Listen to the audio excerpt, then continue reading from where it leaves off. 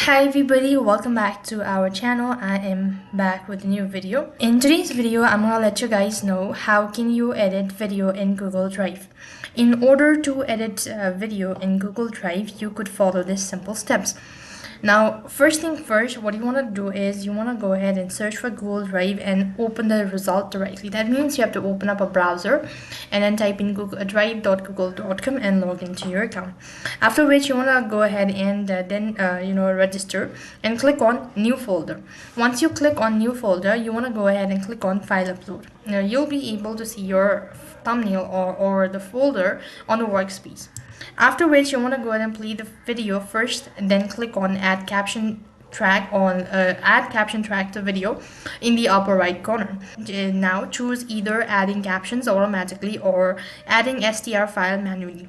Now playing the video in a real time on Google Drive is prompt to work efficiency. You want to right click on the video and then go to open with and click on connect more apps. After which you want to select the video editing program to help you edit with more element or effect normally.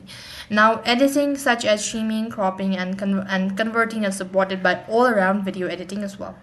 Now if this procedure seems to be quite complicated for you, then what you could do is you could use other applications or other video editing app as well.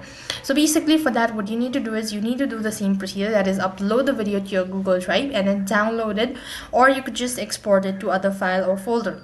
After which you want to go ahead and download the video editing app. You could use Clipchamp or you could use a WeCam video editor and all that. Whichever is convenient for you, you could use that. And once you've actually downloaded the video that you want to edit, you want to go ahead and import it to that particular place. And from there, you could go ahead and edit, or then you could make changes with the video.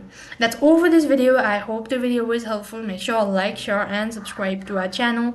Thank you for watching. See you in the next video.